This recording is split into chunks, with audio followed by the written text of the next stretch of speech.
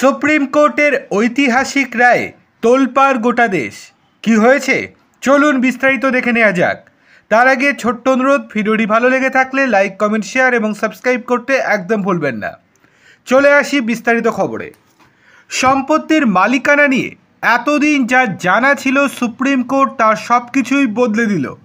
এতদিন অনেকে মনে করতেন শুধুমাত্র জমির রেজিস্ট্রি করে নিলেই তার আইনি মালিকানা পাকা হয়ে যায়, কিন্তু দেশের শীর্ষ আদালত এবার স্পষ্ট জানিয়ে দিল শুধুমাত্র রেজিস্ট্রেশনই যথেষ্ট নয়। আইনি মালিকানার জন্য প্রয়োজন আরও বেশ কিছু গুরুত্বপূর্ণ নথি। সুপ্রিম কোর্ট তার ঐতিহাসিক রায়ে জানিয়েছে কেবল রেজিস্ট্রি থাকলেই কোনো ব্যক্তি সম্পত্তির আইনসম্মত দখল বা মালিকানা অর্জন করতে পারবেন না। রেজিস্ট্রি শুধুমাত্র দাবির সমর্থনে একটি প্রমাণ কেবল, কিন্তু এটি চূড়ান্ত আইনি দখল নিশ্চিত করে না। এই রায় দেশের আবাসন এবং রিয়েল এস্টেট সেক্টরে একটি বড় পরিবর্তন আনতে চলেছে। কেন এই রায়? আদালতের মতে এই পদক্ষেপের মূল উদ্দেশ্য হল সম্পত্তির মালিকানা সংক্রান্ত প্রতারণা ও বিতর্ক কমানো। এতদিন রেজিস্ট্রির ওপর ভিত্তি করে বহু মানুষ প্রতারিত হয়েছেন। এই রায়ের ফলে এখন থেকে সম্পত্তির কেনাবেচায় ক্রেতাকে আরও সতর্ক থাকতে হবে। কোনো সম্পত্তি কেনার আগে শুধু রেজিস্ট্রি নয়, অন্যান্য সব নথিপত্র পুঙ্খানুপুঙ্খভাবে যাচাই করা আবশ্যক।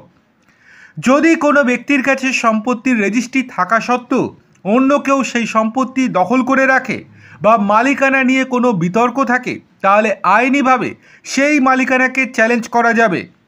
সুপ্রিম কোর্ট পরিষ্কার করে দিয়েছে যে শুধুমাত্র রেজিস্ট্রির ভিত্তিতেই কোনো সম্পত্তির লেনদেন বৈধ বলে গণ্য হবে না।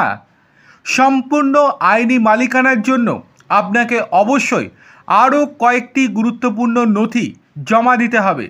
সুপ্রিম কোর্টের রায়ের পর সম্পত্তির সম্পূর্ণ মালিকানা পেতে 12টি বিশেষ নথিপত্রের গুরুত্ব অনেক বেড়ে গিয়েছে।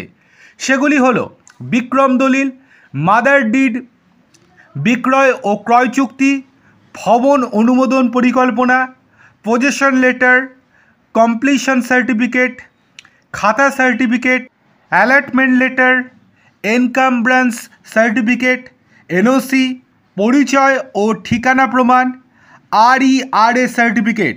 এই 12খানা প্রমাণ রাখতেই হবে। সুতরাং আজকের এই ঘটনার পর বা সুপ্রিম কোর্টের এই রায়ের পর পুরোটাই পাল্টে গেল সম্পত্তি মালিকানার ক্ষেত্রে।